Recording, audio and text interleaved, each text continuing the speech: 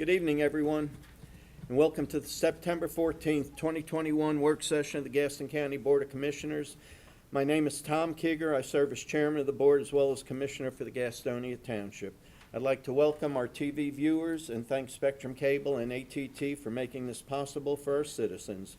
For our television audience, I'd like to present your Gaston County Board of Commissioners, beginning on my far right. Alan Fraley, Cherville Township. Good evening, Chad Brown, Riverbend Township.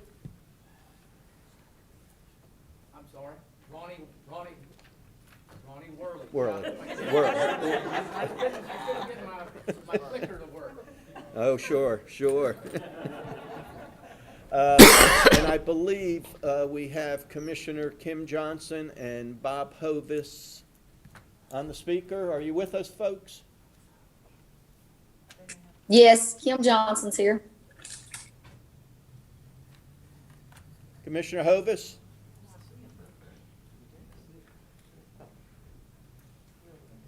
Well, Richard will get him in here. We'll continue with the proclamations, commendations, and award certificates this evening. Yes, I'm here. Okay, thank you, sir. First up, we have Commissioner Worley to proclaim and to commemorate the events of September 11th, 2001. Thank you, Mr. Chair. Yes, sir.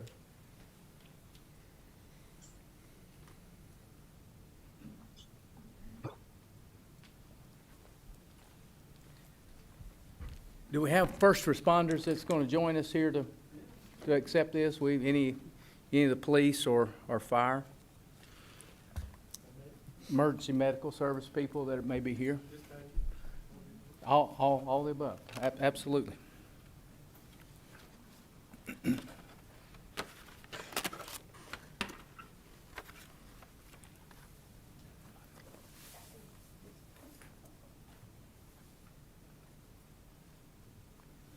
All right.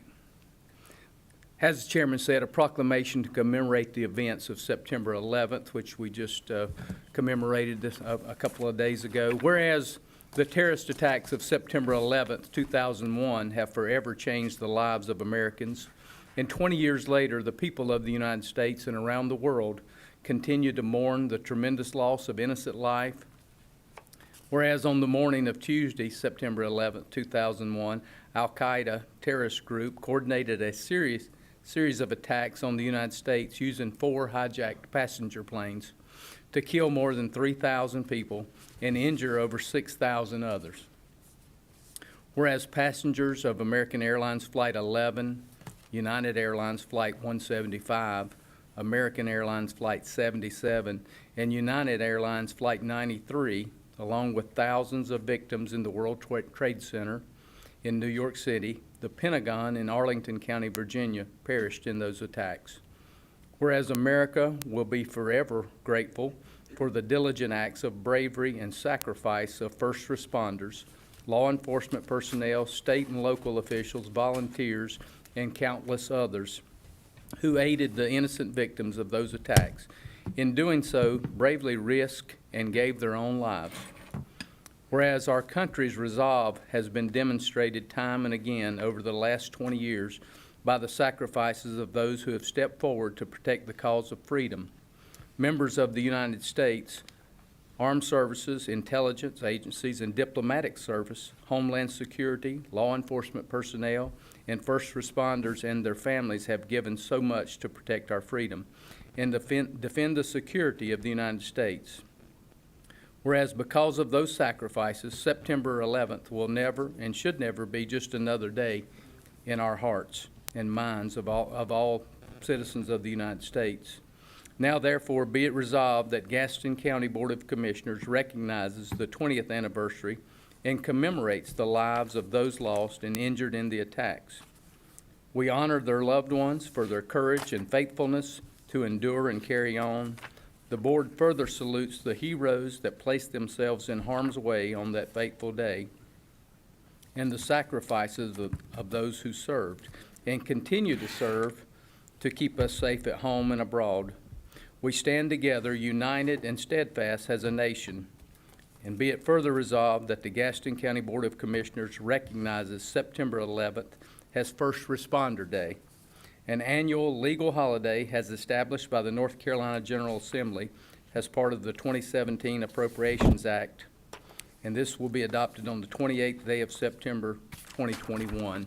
So I would ask Chief if he would come forward to accept this, and if you'd like to make a few words. But thinking about the last days, we all know what September 11th, how we were on that day, but especially we all remember how we were on September 12th, because we were united as a country and as citizens, both Democrat and Republican and Libertarian, Independent, all races and creeds. We come together. And so I would especially like us to remember how we were that day, and maybe we can get back to that one day. Thank you, Chief. Thank you, all your people. Thank you. Thank you. I'd just like to say thank you to the commissioners for the recognition on behalf of all of my brothers and sisters in public safety, and thank the public for their support, from telecommunicators to paramedics to firemen, police, sheriff's deputies. It takes all of us to keep a community safe, and certainly everybody here remembers where you were on September the 11th on that fateful day, and the sacrifices that not only public safety made, but many others in the private sector on planes and on the ground. We should never forget those individuals. And as Commissioner Wiley stated, if we could be like we were on September the 12th, right after, then this world would be a much better place. And I pray that we get there someday in the future. So thank you all. Thank you, Chief.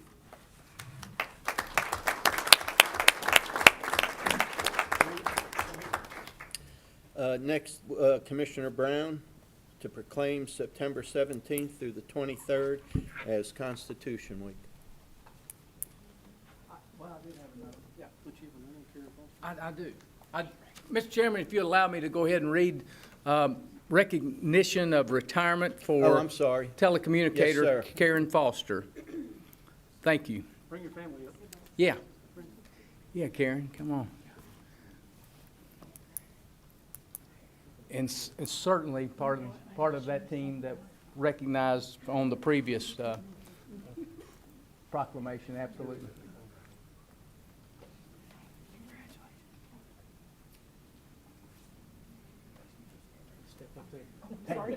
No, you're fine. You're fine. You're greeting folks. How you doing tonight? Good, thank you. Good.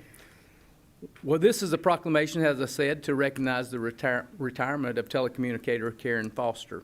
Whereas telecommunicator Foster retired from the Gaston County Department E911 Communications on August 1st, 2021. Telecommunicator Foster has served with this agency since November 22nd, 1995. Whereas an emergency occurs, the prompt response of police, officers, firefighters, and paramedics is critical to the protection of life and the preservation of property. Whereas public safety 911 telecommunicators are the first and most critical first contact of our citizens with emergency services. Whereas telecommunicator Foster has, during her long career, displayed caring, compassion, and professionalism in the performance of her duties. Now, therefore, be it resolved that the Gaston County Board of Commissioners expresses their sincere gratitude for your dedicated service as a telecommunicator, and we wish you the best in retirement, and this will be adopted on the 28th day of September 2021. And as a former law enforcement officer, I know especially how important it is to talk to you folks. It's not just the citizens, but it's us as law enforcement, police, fire, and EMS. When we call for help, y'all are there to get the help to us, and Yes, I sir. thank you for that. God Yes, sir. bless you. Thank you. God bless you. Wish you the best. Thank you so much.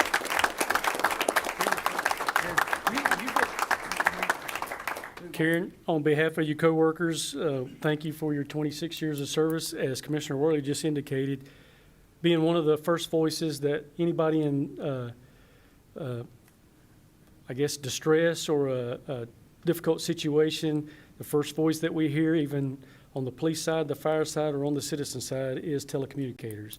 And they play a vital role in what we do in public safety.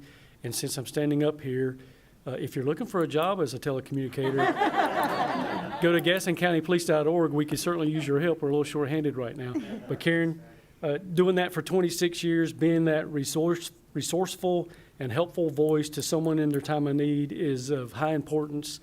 Birthing babies, giving CPR, and listening to some people's last breath sometimes. That's a challenging job that they do day in and day out. And you don't see them because they're hidden in a room over there, but certainly public safety would not be public safety without telecommunicators like Karen, and we thank you for that. Thank you, sir. All right, I and if appreciate you'd like to say some words, go for it. I just want to say that I enjoyed my job and all of my coworkers, and it's very rewarding, very stressful, but mostly rewarding. Thank you very much.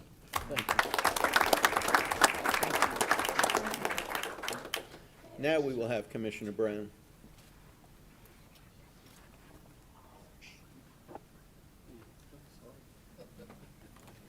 Slowly but surely.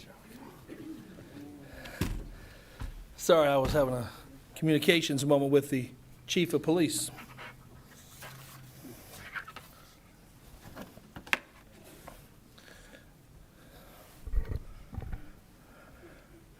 With me is Alice Denton and Charlene Hine. They'll be accepting as we proclaim September 17th through the 23rd, 2021 as Constitution Week.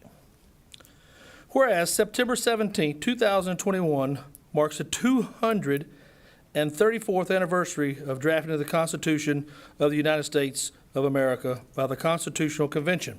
And whereas it is fitting and proper to accord official recognition of this magnificent document and its memorable anniversary, and to the Patriot celebrations, which are commemorated in this occasion. And whereas Public Law 915 guarantees that the issuing of a proclamation each year by the President of the United States of America designated September 17th through the 23rd as Constitution Week. Now, therefore, be it resolved by virtue of the authority vested in the Gaston County Board of Commissioners that the board proclaims the week of September 17th through 23rd of the 2021 as Constitution Week, and urges its citizens to reaffirm the ideals the framers of the Constitution had in 1787 by the vigilantly protecting the freedoms and guaranteeing thus and the guardians of the liberties, remembering the lost rights may never be regained. This to be adopted on the 28th day of September 2021. I'll ask Ms. Charlene and Ms. Alice, please come up, say a few words, and thank you so much for protecting our freedoms and our foundation of the Constitution. Thank you so much. Thank you so much. On behalf of the Major William Chronicle. just Ronnie, it's just, shit happens. Major William Chronicle chapter of the Daughters of the American Revolution. I'm the vice regent of our chapter. Charlene High is the ambassador to the schools, and with that, we take great pride. If any time other than today, we need to know the Constitution of the United States. And I was so proud. My grandson is now a 6th grade student, but they study the Constitution in the 5th grade. The 5th grade. And we're put to shame by our 5th grade children. And so the other day, I said, listen, we need to go, we're going into the schools, and we're going to be teaching about the Constitution again this year. And he proceeded to recite the preamble of the Constitution word for word, and then started telling me about the Bill of Rights. And I said, wow, I am so proud of you, because he retained it. And I thought, what a great job the schools are doing, but without people coming in to say, you need to know the Constitution. And so, as I said, on behalf of our chapter, the Major William Chronicle chapter, we thank the Gaston County Board of Commissioners for this proclamation, and we hold it very, very dear, and we thank you.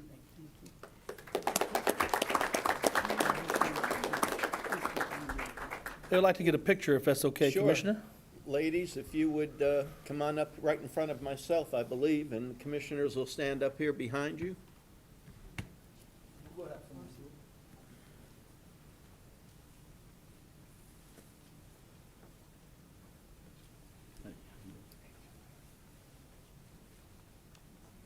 Okay, Chad, Charlene, move a little to your right. That's right, now he's centered.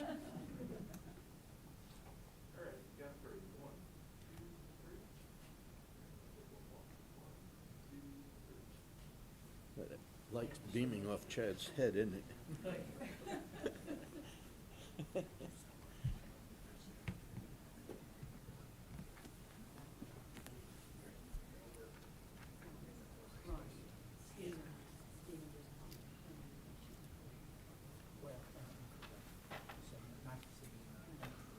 Okay, next we'll have Commissioner Brown recognize Department of Health and Human Service, Social Service Division to recognize September 19th through the 25th as National Adult Day Service Week in Gaston County. Mr. Brown. Thank you, Mr. Chairman. I will now ask Ms. Karen Creech, DHHS Social Service Division, will accept this on behalf of the division. Ms. Creech, come on up. You get paid extra for being closer. She got her mask on. We're both vaccinated, so we're good. That's right. If you hadn't heard. Whereas, since 1983, under former President Ronald Reagan's leadership, Adult Day Service programs have been recognized and celebrated through the National Adult Day Service Week. And whereas in Gaston County, Adult Day services are provided professional and compassionate services for adults enabling functionality and cognitive impaired adults to receive daytime care in a safe and supervised setting. Whereas Adult Day Services programs provide an alternative to placement in long-term facilities and work to maintain and improve cognitive and physical functioning skills. Whereas Adult Day Service programs offer participants the opportunity to socialize, enjoy peers, and participate in a variety of activities designed to keep adults engaged. And whereas these programs provide much-needed assistance to respite and caregivers, and whereas increasing public awareness of the importance of adult day services through education, outreach, and positive experience of participants and families will enhance the understanding of critical role these services play in providing care for our community's older adults.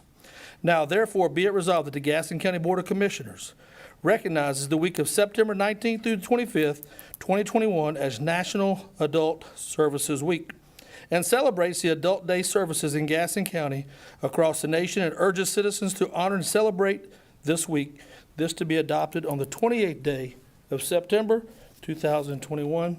Ms. Creech, if you'll please just tell us about what goes on. Thank you. Good evening. I received a call from a caregiver recently telling me that his mother was depressed and lonely, and she was ready to go. That was the last thing she said. Social isolation is something that seniors have known about long before this pandemic. The pandemic has just opened everyone else's eyes to it. This past 18 months, of course, has been very challenging for our program because we serve the most vulnerable. We had to close from March of 2020 until October, and we made daily calls to caregivers and participants to provide them information about how to respond to people with dementia and how to redirect them and how to engage them in activities and programming. And what we found was caregivers were burnt out.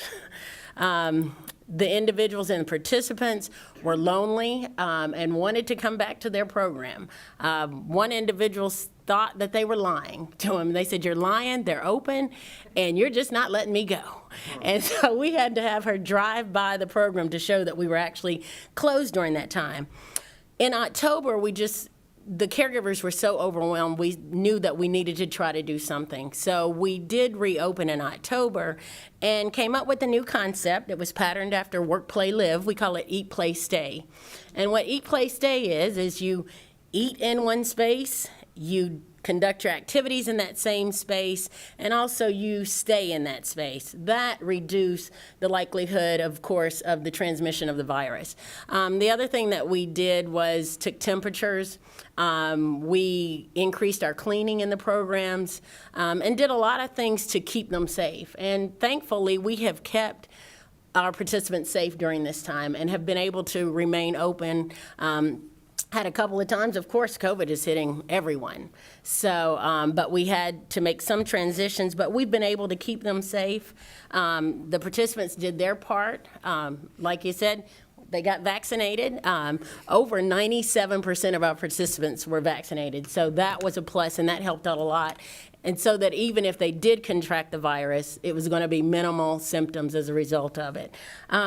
So, of course, adult day services play a vital role in keeping caregivers employed. We're open from 7:30 to 5:30, and that allows an individual to actually work during the day and not place a loved one in long-term care placement. So that is our goal, is to prevent long-term care placement, reduce social isolation for others, and to give caregivers that much-needed break.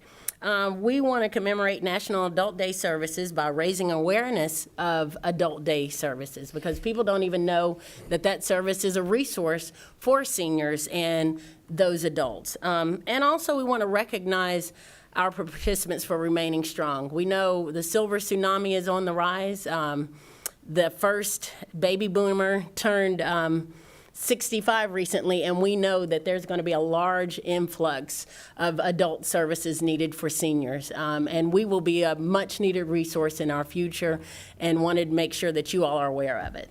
So thank you. Thank you.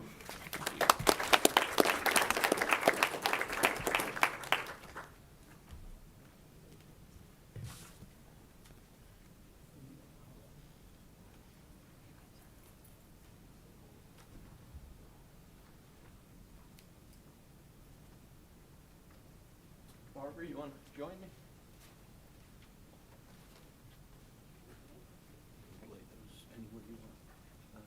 Is there anyone here from Parkdale? I don't think so. Okay. Hans is here, isn't he? Yeah. Is he and his wife? Yes. And Lee's here?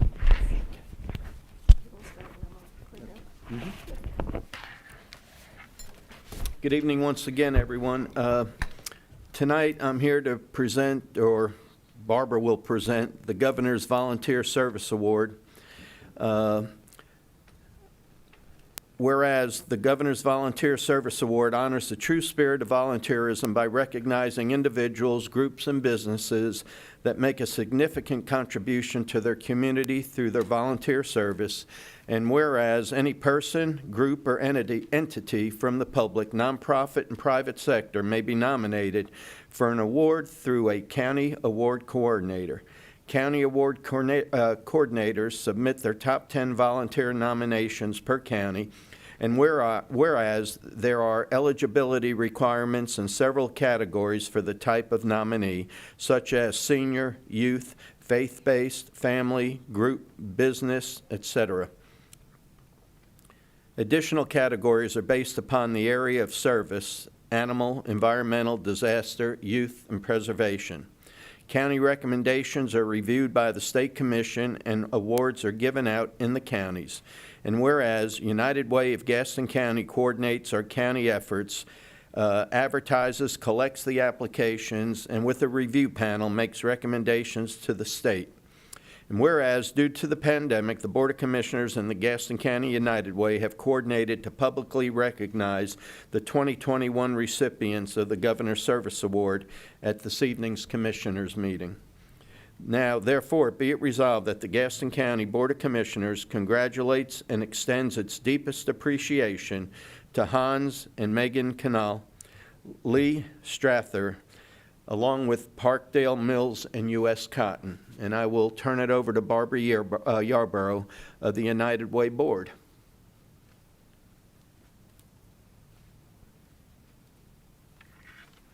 Thank you, Mr. Chairman. Thank you, Commissioners, for the opportunity to be here tonight to recognize special efforts during this pandemic. Commissioner Keeger has explained to you a little bit about the Governor's Volunteer Service Award, and that United Way is the entity that manages this process. I am a past board chair, and I have been the coordinator of this for the last 2 years. Our United Way president, Linda Slade, sends her regrets that she is unable to be with us tonight due to an unexpected situation, but I know that she joins me in congratulating our 2021 award recipients. I am especially proud of all 3 of the recipients tonight because I happen to know and have worked with each one of these in one way or the other. So I'd like to tell you just a little bit about each one, and after I've told you the individual, I'll have them come up and get their certificate. Lee Stather was nominated for the Governor's Volunteer Award for his work with the Backpack Weekend Food Program, an organization I'm very familiar with because I volunteer with that organization as well. Executive Director Dallas Butler reports that Lee is a selfless individual with integrity, dedication, and is one who has committed his life to serving others. Lee has served on the board of directors of the program and as treasurer since its inception in 2011. Lee is a certified public accountant who has brought tremendous leadership, vision, and accuracy to help build and sustain the program, now more than 10 years old. Lee has a full-time job, meaning that he spends much of his time in the evening and on the weekends managing the finances of the organization, including but not limited to the budget, financial reporting, and tax preparation. Lee continued as a volunteer for the organization past his board term when in 2018 the founder of the organization, Carolyn Niemeyer, retired and a new director was hired. Lee's efforts were critical in ensuring knowledge transfer and a seamless transition. Congratulations, Lee. If you would come forward, please.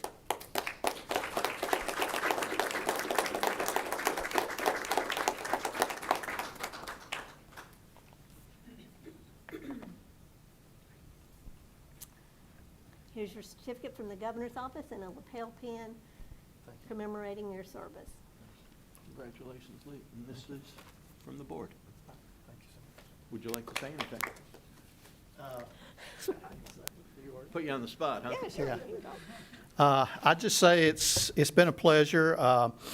It just really hasn't felt like work. It has been a long time. I'm getting a little older, so it's time to start to bow out. And I thank the organization for all that they've done. Backpack Weekend Food Program is a great organization. It helps a lot of children in this community. Thank you.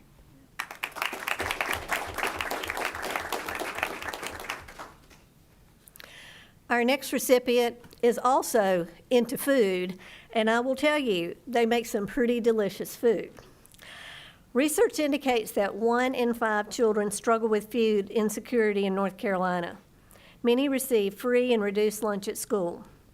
Molly Moffitt, YMCA Executive Director overseeing community outreach, notes that when schools closed in March 2020 due to the pandemic, H&M Catering worked alongside YMCA staff and volunteers to safely make and deliver almost 4,000 meals to children and seniors across Gaston County.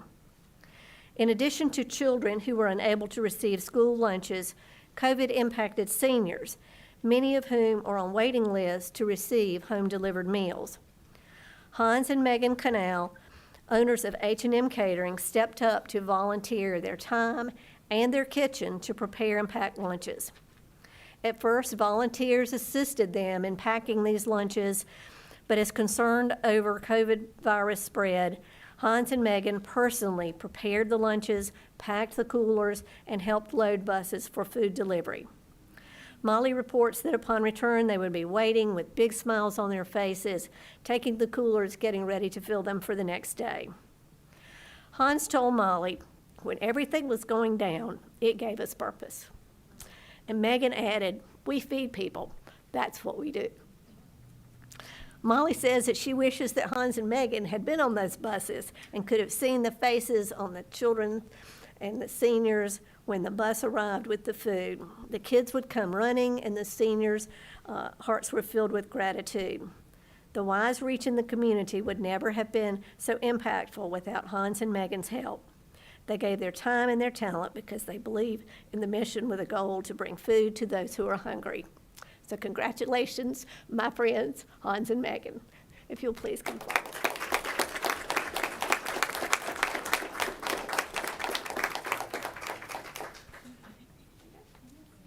There's one pin there, so you're going to have to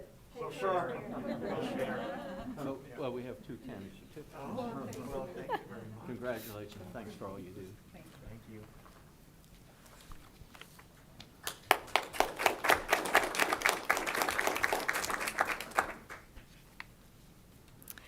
Our third recipient is Parkdale Mills and U.S. Cotton. We are proud to have Parkdale as a member of our community, the largest consumer of cotton in the United States and one of the largest providers of spun yarns in the world. The global pandemic has impacted virtually every aspect of our lives in the last year and a half. With many retailers shut down, affecting the demand for cotton, the company was forced to shut down facilities, yet frontline medical workers needed help. Parkdale Mills and U.S. Cotton answered the call when the White House reached out to Parkdale's leadership, expressing the need for PPE equipment, particularly face masks and gowns. Within 48 hours, Parkdale devised a plan to pivot from making blue jeans and T-shirts to making face masks and gowns. Within 2.5 days, Parkdale had a commitment for 600 million masks. I actually have one of those Parkdale masks that I'm wearing tonight, as I helped distribute these through the United Way in the community back one really hot day last summer. Similarly, U.S. Cotton played a significant role in the fight against COVID by producing specifically designed medical swabs needed for COVID-19 testing kits. The Charlotte Business Journal stated, Parkdale Mills is taking on our nation's fight against the spread of COVID-19, noting that in addition to making face masks, the company produced 60 million isolation gowns for medical workers and first responders. The PPE project also allowed thousands of U.S. textile workers to return to work, helping our economy. Parkdale's CEO, Andy Warlick, sums it up perfectly, saying, when we got the call, we answered. This unforeseen opportunity meant less layoffs for thousands of employees within the manufacturing supply chain. It's such a blessing to have a company in our community who wants to protect the health and welfare of citizens and help them maintain employment during this difficult time.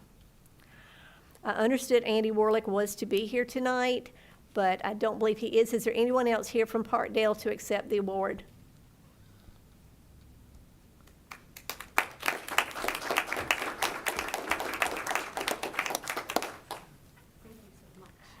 Now, you tell Andy that he has to share this pen with a whole lot of people. He does. 5,000 of them. Long time no see. Good to see you. Thank you. All right. Could we get the three recipients Sure. up here for a picture? Folks, if you would go on up to the center. I don't know that my photography skills are good.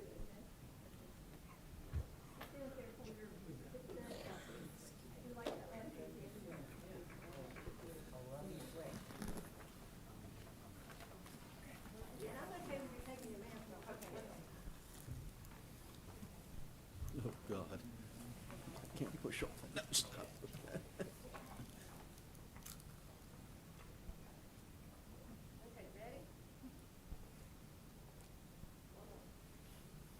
Thank you so much.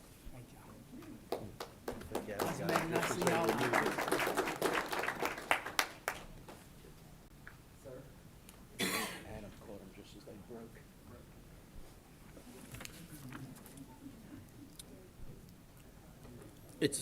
It's a great pleasure for the Gaston County Board of Commissioners to honor citizens who have unselfishly given of their time, talents, and skills in service to the county as an appointee to one of our boards or commissions.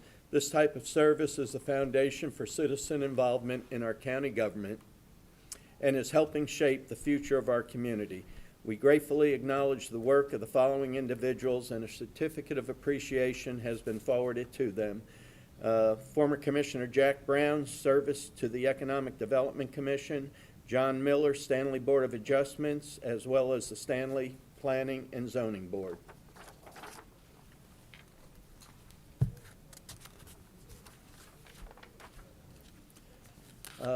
Adam, is there anyone signed up to speak? No, all right, thank you. Let's save us a page of reading. Our first presentation is Mr. Neil Brennan, the Executive Director of the Lake Wiley Marine Commission, and he's going to update on the goings-on over the past year.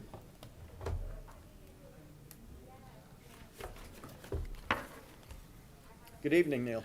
Good evening, Chairman and Commissioners and Shipmate Johnson, who's on the phone.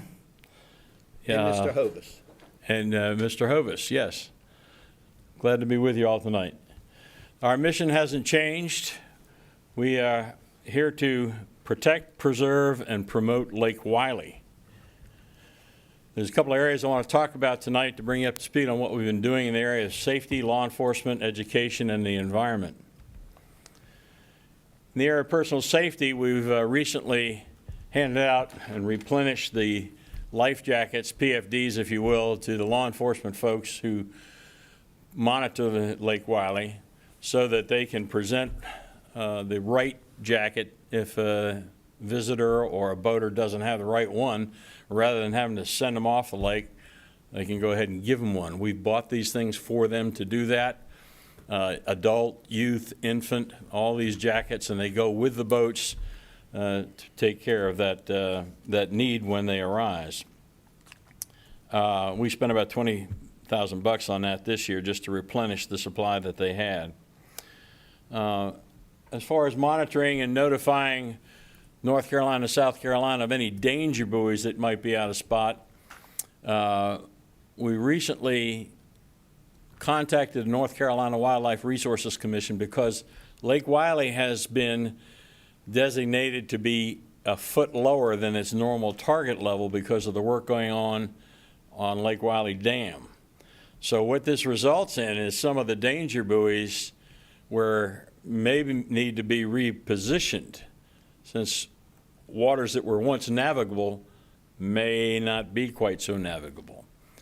We sent a letter to the director of that department, and they met and indeed went up on the South Fork River and repositioned danger buoys. The chairman, Hartley, and I had been up there a week before. He was on a jet ski. He could get up there. I couldn't get in my boat. I was churning mud, and I hadn't approached the danger buoy yet. So they took our suggestion to heart. Now there's a line of buoys across the South Fork River so that if you want to proceed north there, north of the hot hole or the exit of the Allen steam plant, you got to go around to the port side of the channel. No wake zones. We screen all the requests for people wanting to have a no, and it seems that everybody wants to have a no wake zone. You know, they're ruining my dock and ruining my boat and all that sort of thing, and the shoreline's getting eroded and so on. No wake zones are designated to protect for safety only. They're not designed to protect anybody's pier or the shoreline, curiously enough.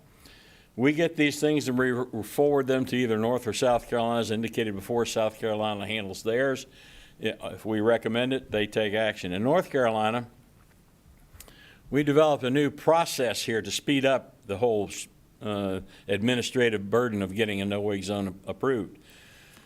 If we get a no-wake zone request we think is viable, we'll send it on to the North Carolina Wildlife Resources Commission, who has the final authority. They'll send out an investigator. If the investigator agrees, they'll let us know that they agree. We can post the buoys immediately there upon having that word.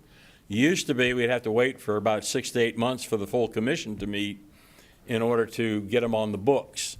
So even though they're not on the books, the buoys are in place and they will be observed by boaters. Now that's within the law, because by law, Lake Wiley Marine Commission could post those things on our own anyhow. We have elected not to do that. Too many commissions kind of got a little over their skis, if you will, in promulgating rules and regulations. This is kind of a compromise, and one that works and has the full support of the North Carolina Wildlife Resources Commission.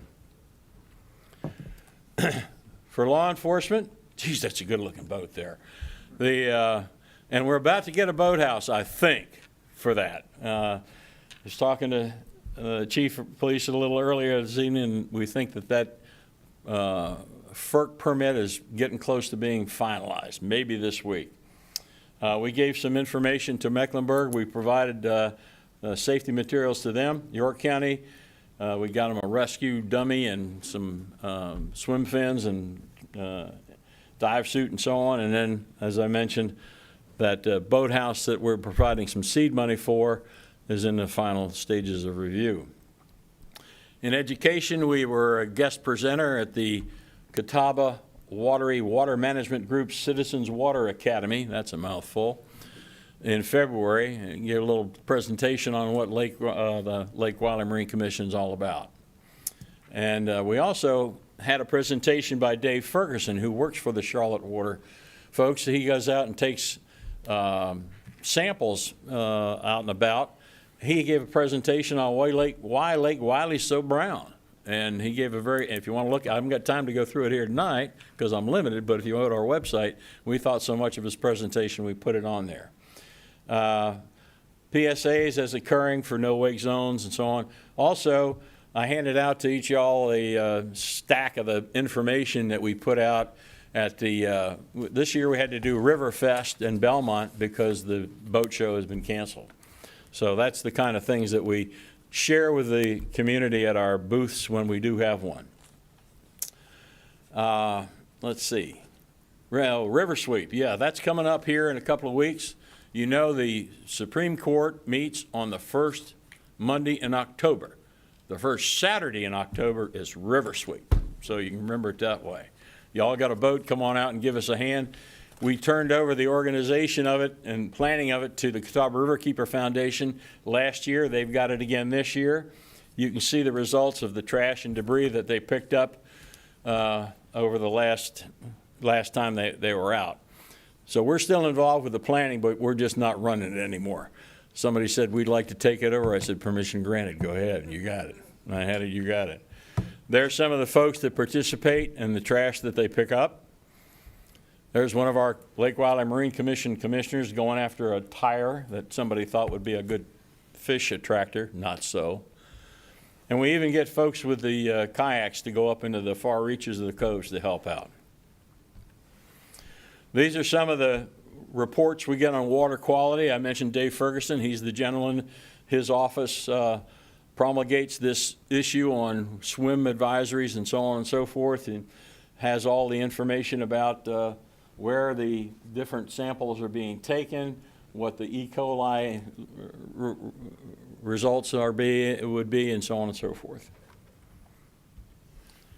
Now, we've had another problem that has crept up here within the last month or so, and it's called Cyanobacteria. It is a naturally occurring bacteria, has a green haze, and that map there shows you Boyd's Cove, which is over on the Mecklenburg side. When they were doing their samples out there, they came across this stuff. It's toxic. It can damage humans, make them, it's a health hazard, what it is. Harmful to both humans and animals. Talked to folks playing ball with their dog, the ball bounced in the river, ball chased it, the dog chased the ball, got sick the next day. Another gent, their animal passed away. I personally, we were asked to go out and patrol the area and warn people. So the day after we got the memorandum, we organized patrols, and you can see the folks who helped, our commissioners, Coast Guard auxiliary members, Catawba Riverkeeper Foundation staff, Catawba Sail and Power Squadron members. We took turns, set up a little watch bill, if you will, and we didn't cover it 24/7, but we went out in the afternoons when the traffic was high. I personally suggested to a couple of folks in swimming that they might want to choose another cove. They were happy to receive the information. That went on from, I got that here, from August 10th through August 31st. That's when Rusty Roselle, the gentleman who briefed us here a couple of months back, suggested we should stop that. Last week, they didn't have any results. No, it was clear. Just did one today, it's back. And it's also back in a little bit shown in Snug Harbor Cove, which is the next one south of Boyd's Cove. So it's a problem, it's naturally occurring. It can be prompted by runoff from agricultural goings-on, but naturally occurring. And the high temperatures and low water, hello, cause it. So here we are, lower level, high temperatures. Let's see. Did it not go? Wait a minute. Thank you. Appreciate it. I touched the wrong button. Appreciate it, sir. Hydrilla Control. A couple of years ago, we were putting sterile carp in the water to eat the hydrilla. Didn't do it for the last 2 years. Looks like it might be coming back. We may be in that business again. Another invasive species. This is not a cranberry patch. This is alligator weed. It again is on the South Fork River. Catawba Riverkeeper Foundation has partnered with Duke. They got some money. They're buying thrifts, which are bugs that eat this stuff, but it takes a while. We'll see how well this works. The idea is to get these so you don't have to put harsh chemicals in the lake. Clean Marina program, I think I briefed you. North Carolina Wildlife Resources Commission took it over here in North Carolina waters. We still fill a gap in South Carolina. Their program requires their marina owners to go to training and to pay a fee. It's a voluntary program that nobody volunteered for. So we're filling the gap on that and monitoring those parameters to make sure they're, and when they do that, we give them that fancy flag that they can fly to let everybody know they're a clean marina. Sounding like a broken record here, sedimentation is a cancer on the lake. We have been trying to combat the sedimentation, which is manifest, as I indicated earlier, on the South Fork River. We had a boat tour this April, and Commissioner Johnson, Mr. Brown, and Mr. Wiley, along with some of the police officers, and joined us for a boat tour with some of the Mecklenburg County commissioners. And it led to that briefing that we had here back in May about how we can better enhance our stormwater control measures here in Gaston County. Rusty was very diplomatic and saying, hey, I'm not here to tell you what to do. I'm here to tell you what I do, what we do, and how it works. So I'm hoping that that has been the seed to get some enhanced erosion control measures in place here, because the minimum standards here in Gaston County don't work, okay? They don't work. That was manifested one of the places up on Mountain Island Lake recently, where the residents were quite upset because the little silt fences weren't falling down and things weren't working quite well. So I applaud the commission for taking this on and looking it over. It'll help if you can get them enhanced. For rezoning, the Del Webb project is up there. We got some enhanced erosion control from the city of Belmont, and the Del Webb people agreed on some of these enhanced stormwater control measures that are in place: double high hazard silt fence, basins, the automated monitoring, which will trip a monitor if you exceed a parameter. And then what we didn't get was the bathymetric surveys, but we're working on that. Bathymetric surveys by themselves don't work very well, but used in conjunction with the monitoring can tell you if you've got a catastrophic problem. And that's what they're there for, not to see if you silted up 2 or 3 inches, but if you had a catastrophic type thing. So again, we protect, preserve, and promote Lake Wiley. We've joined the South Fork, I have joined the South Fork River Health Committee to see what we can do to enhance the conditions that are hampering the South Fork River. So that's what the Lake Wiley Marine Commission has been doing for about the past year. Anybody have any questions? I would make a statement before I ask for questions. That beautiful boat that you spoke of earlier, I just wanted to point out that, Chief, what was the value of that boat when we purchased it? I think it's roughly $330,000, but not one penny of Gaston County tax dollars went to that. I believe 100% were from drug money? I think some Duke Energy money. Okay. And maybe some Marine Commission money. I just wanted to point that out. Anyhow, Commissioner Johnson or Commissioner Hovis, would you have anything to bring up at this time? No, I don't have anything. Thank you for your presentation. Yes, ma'am. Commissioner Hovis?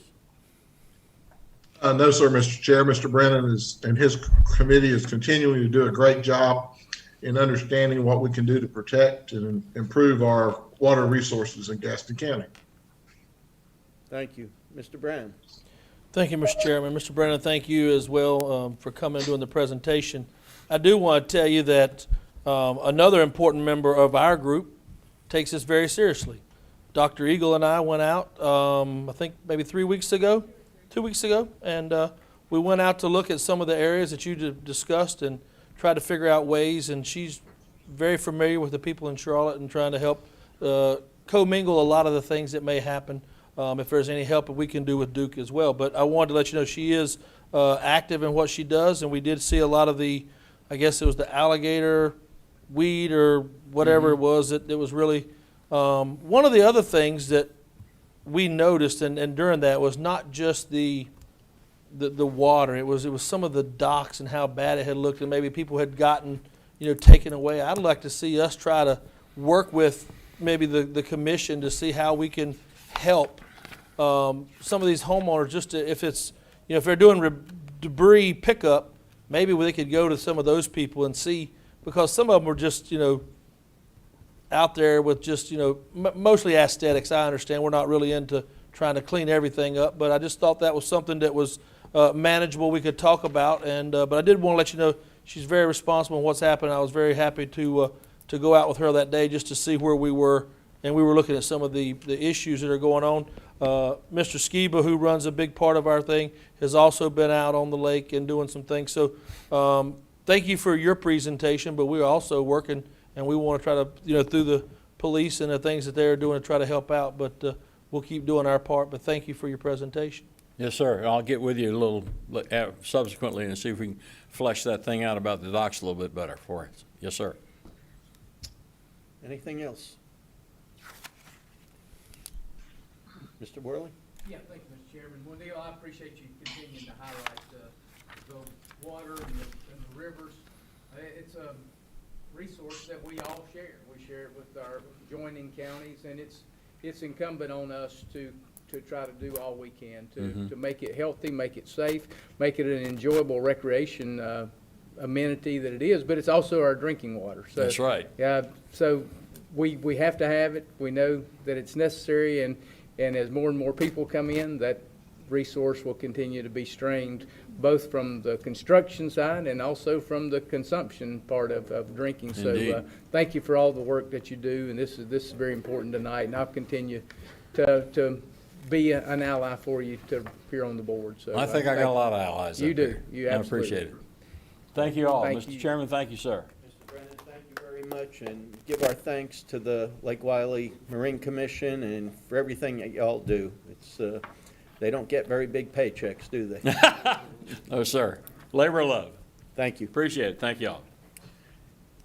Next up, we'll have an update from the Community Visioning Committee.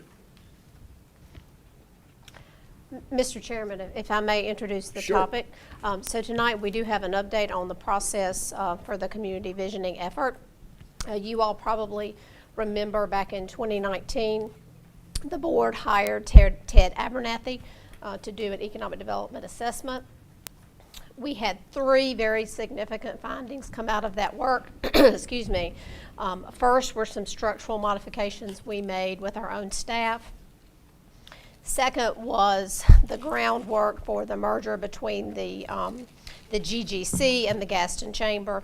And the third was a resounding call for a community-wide vision. There was a tremendous amount of community input, many focus groups that were a part of that assessment work. And we heard very loudly and very clearly that the community was interested in a vision for Gaston County as a whole, not to be led necessarily by the county, but for all of us in the county. So we've spent a tremendous amount of time engaging the municipalities, both at the manager level and the mayor level. I've talked with you on numerous occasions, and we put together a group of folks to select a steering committee to get that work off the ground. We have with us tonight Ms. Deborah Ali. She is the chairperson for the steering committee. She'll introduce some of the other steering committee members that are with us tonight, and she has an update for you all. Thank you. Thank you, Dr. Eagle. Mr. Chairman and Commissioners present and on the phone, it's my pleasure to come before you to talk about this new initiative in Gaston County. Most of you know my work in the community for the past decade, and it's with pleasure that what I will call coming out of semi-retirement to work on a new project for our community. So it is called the Gaston County Vision 2040. And as Dr. Eagle said, my name is Deborah Ali. I am the chair of the steering committee, but a lot of work has gone into getting us to where we are today. So we have a brief presentation that we want to share with you today. Oh, okay, enter. How about that? All right, so what we're going to talk about today is just a brief overview of our efforts. We'll introduce, we have a few steering committee members here with us today, the visioning process, as well as some tangibles that we hope will come out of the project, including a website and a dashboard, and the fact that we've hired a consultant to help us with the process. As Dr. Eagle has mentioned before, this is not the first time that we're looking at a visioning process for our community. We did it in 2012 and in 2020, and as she mentioned, several opportunities came out to better our community from those processes, and this is the third one that we're going to be looking at, taking into consideration working with the community, various stakeholders, and making this vision come to a reality. Here you will see the steering committee, and before I get to that, there was, like I said, there was a lot of work that was done prior to this. There was a work team made up of county, hospital, and nonprofit members, particularly from Gaston Together, who pulled this all together to get to the point where we were able to seat a steering committee. As I mentioned, I'm the chair. I also have a vice chair who's with us this evening, Sharon Paget, whom you know from the YMCA. And we have other committee members with us, Pastor Hargate and Dr. Waddell. We have, and Juan Garcia, yes, in the back. Did I miss anyone? Dr. Eagle, yes, of course, duh, hello. But there's 21 of us who will be doing the work over the next 6 to 9 months, and we're just very excited about that. Here you will just see a visual of the kind of work that we'll be doing. We will be doing community engagement and having conversations throughout the county. As I mentioned about the dashboard, we're going to identify some goals and milestones, and then there will be some type of organizational strategies and service plans that we will present as well. Earlier, I mentioned about the dashboard. This is one of the more complicated tangibles that we'll have coming out of this process. We will have a website, but it's not there yet. We're going to work on that over the next months. But really what it's going to take a look at using data from our community in graphs and charts to help us with our milestones and our goals so that we can keep up with what's going on with this project until 2040, which we've got a couple years to work on with that. We are at the almost completion of phase 1. So I talked about bringing the steering committee together. We've got a great representation across our county and our community of individuals, leadership in both business and nonprofit who will be serving with us. We've hired or will be hiring a consultant for that process. And then we're going to start to meet. Our first meeting is actually going to be this month with the steering committee. And depending on how things roll out in our community because of COVID, they'll either be in person or by Zoom.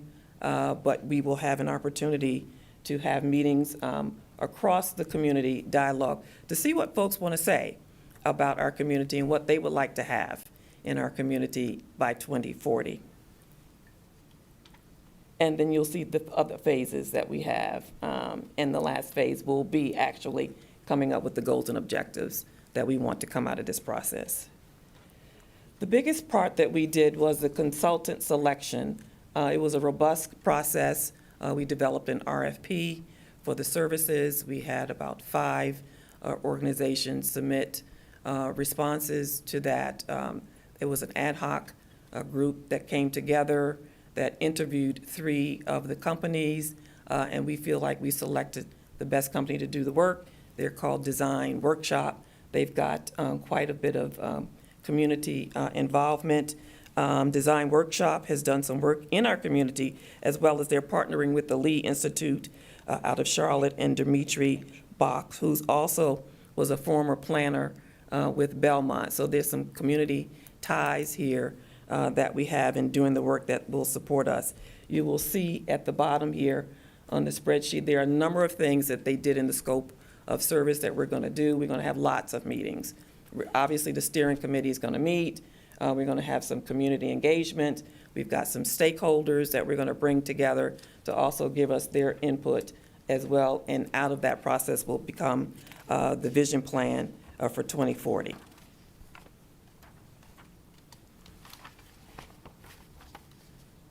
Okay, I think I pretty much covered most of that with the meetings, the website, the dashboard, and just an ongoing process. Once we're done, the most important thing here, once we're done in the 6 to 9 months, it's a continuing process. We haven't put that all together yet, but we are going to talk about how to make sure that we stay on top of our goals and objectives going forward to make sure that we do implement them. And I believe that is it. Thoughts or questions? Sure. Thank you, Mrs. Ollie. Yes. I'll start off, I guess, to the manager, first of all. What kind of budget is there allotted? And you know, Deborah mentioned 6 to 9 months. Yes, thank you, Mr. Chairman. We are working through finalizing the budget right now, now that the consultant has been determined. We have been in the process of raising private funds, so we have several different entities contributing, and then we are looking to contributions from municipalities and the county to make up the difference. But we've spent the vast majority of our time getting contributions from the private sector. Will we look at any types of grants? We can do that. Yes, sir. Yes, sir. I would think that, you know, given the times that we're in, there's some philanthropic organizations that are willing to buy into issues such as this or initiatives such as this. Yeah, and especially as it relates to the dashboard component in terms of the ongoing impact that could have. So yes, I'll check into that further. Thank you. Commissioner Johnson, are you good?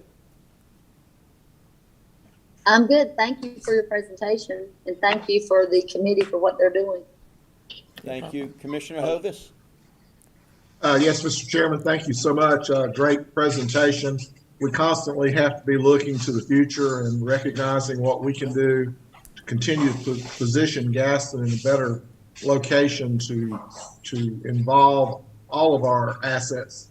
This certainly is something that I think is worthwhile, and I would be even willing to, since my schedule has opened up a little bit, would be glad to serve as a commissioner liaison to this steering group if you would so like to have me in that capacity, and the board would see that fit. I would be happy to do that and plug in and give my 2 cents in with this committee as well. Excellent, thank you. All right, thank you, Mr. Hovis. Anything else? Mr. Brown? Just a question, and maybe I missed the point of the consultant that you go out and you look for in this. I mean, we have the manager of the county. I'm sure we could have smart people like, you know, Mr. Hovis and this group that you have of 21 people. Is the consultant really the person who makes the deal, or is it the 21 people sitting in the room? I'm just saying, I think economic-wise, you guys are smart people. I mean, just trying to be honest, this is not a dumb group that I get to sit in. Mr. Commissioner Hovis would let me get in this smart group. But sure. I asked that question just because I just want to know. I mean, is it something you could do without, or is it something because it does cost money? It does. At some point, I think if you're looking at the vision for what you're doing, you bring the right people to the table. You don't really have to have that part. I'm just asking, but I'd like to know more about that. Well, there are projects like this across the county and across the state, but it's more from a logistics standpoint to help us with coordinating the meetings and making sure that we're staying on task with the project. And there's a lot more that goes into just the fact that they're consultants. We can certainly give you an idea of their scope of service as we go forward. But Mr. yes, it's Chair. been helpful. I too agree with what Mr. Brown was getting at, but I can see the value. I'm thinking back when we had the Commission of Understanding that I chaired. If we didn't have that facilitator or Yeah.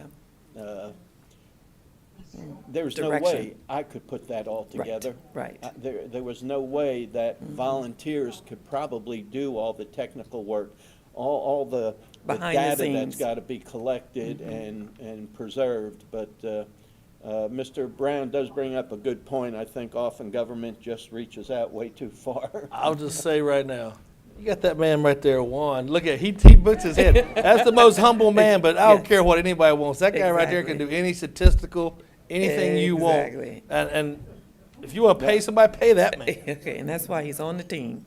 If I may, Mr. Chairman, just to Sure. to wrap that up, I believe Mr. Hovis had a comment, but I wanted to add that it's a very robust process. There's a tremendous amount of data. We all will help shape the content, but we do need help with process, especially leading to a dashboard, knowing that we all have full-time jobs in addition to this responsibility. So it's because of the scope and scale that we do need that help. And I believe Mr. Hovis had a comment. Yes, Mr. Chair, thank you, Dr. Eagle. My comment was, by having a facilitator who's dedicated to moving this group of individuals who each has their own talents and strengths, by having a dedicated facilitator to move this group forward and to act as arbitrator for the issue of the day is very, very important.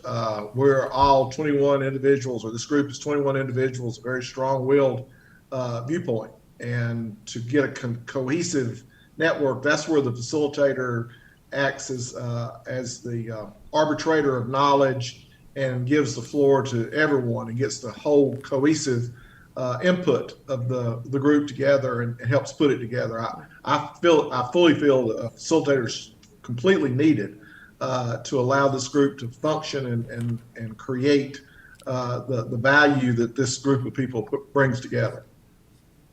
All right, thank you. Mr. Brown, did you have one more comment? Just wanted to, I'm just trying to figure this out. Like I said, I'm not how do we determine who sits on that 21 people?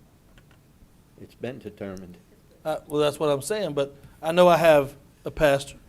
I have a gentleman back here who's probably the smartest man I've ever met in my life. I got the smartest lady I've ever met in my life. You two right there. But I'm trying to figure this out as, I mean, I want to go for 2040. I hope I'm living that long. But I just want to see what is there, because I know there's a lot more that I think I don't know. Well, my children like to know more about what's going on as well. And for sure, we will get the young people involved in this process as well, too. But it was a process. Like I said, the work team worked with an ad hoc group of community leaders who reached out to the community and asked those who would be willing to serve in some capacity, either on the steering committee or work teams, which I did not mention, work team or action teams, which we will talk about a little later, where we're going to talk about the community engagement and making sure that happens, as well as funding, as well as communications. I mean, they're all aspects. And applications came in. And when those applications came in, the ad hoc committee. And that's some of the things I'm asking. Like I said, Yeah. I just want to make one last suggestion. Sure. And I hope it will go well. Yes. We need to find someone who is very young and knows about IT, Yeah. social media, because it's taken over the Absolutely. world. And Yes. these young kids are doing it. And I'm not trying to be mean to anybody in this room. I've seen these people up here try to work with these computers. It doesn't work very well. Thank No, you one- very much. one- But thank you for the presentation. And so let That's me why I just address want to know that. more. One of the things that we're concerned about and want to make sure that we do is, my vice chair is high on this, is the futuristic aspect of this community. And we will definitely get involved, the young people who know how to do more than push the button that I could not go back to the slide on. So yes, we will definitely take that into consideration. You're quite welcome. Anything else? Thank you, Deborah. We appreciate your efforts and look forward to going down the road with you. Thank you.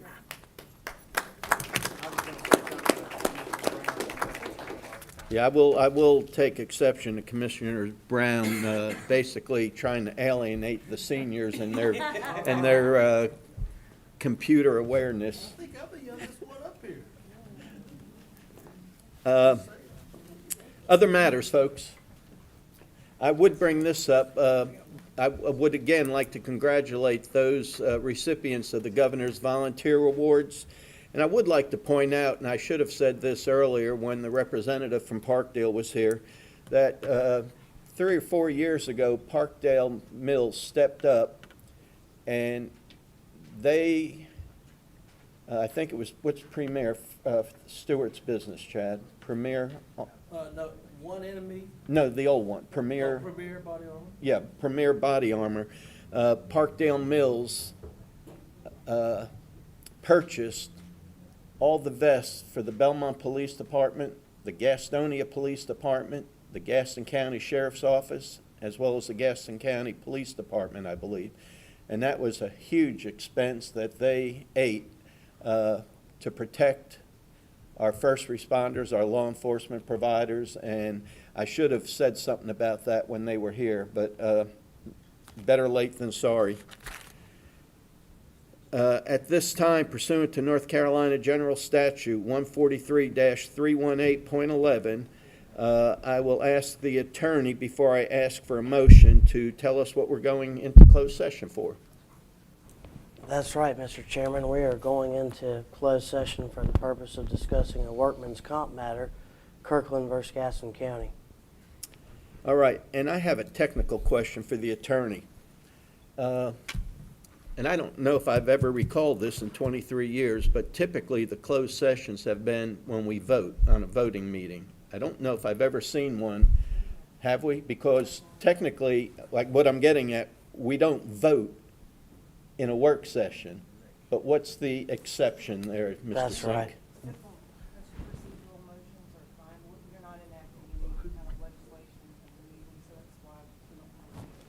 Okay, thank you, Mr. Sink. Well, and that's right, and I'll answer that briefly, and I would just say that there is no vote happening. It's a consensus. No, we're taking a vote to go into session. Well, we are. Is We what I'm are, talking but about. that's a procedural matter. Yes, sir. Okay. Well, is there a motion? There is a motion. Second. Mr. Worley makes a motion. Surprise, Mr. Brown makes a second. Any discussion? All those in favor? We are in closed session. Bob said aye. Oh, thank you. Aye.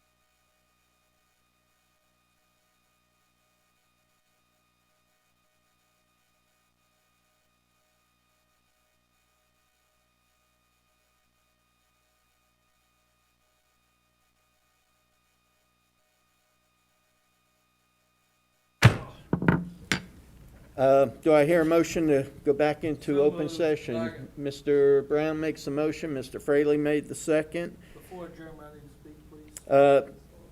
No action is necessary as a result of the closed session. Direction was provided to the county attorney regarding the pending litigation. Any last words, anyone? Yes, please. Yes, sir. I'd like to wish Mr. Wiley a happy birthday. Tonight's his birthday, and we kept him here at the meeting, and he didn't get, so maybe you could take him out for a birthday cake. Okay.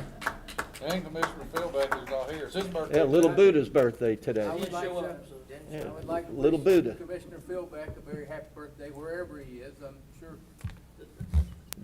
his obligations outside of here will be important than this meeting, but happy birthday anyway. This concludes our work session for this evening. Our next meeting is Tuesday, September 28th, 6 p.m. right here in the Harley B. Gaston Jr. Public Forum Courthouse. Good night, everybody. Have a great weekend.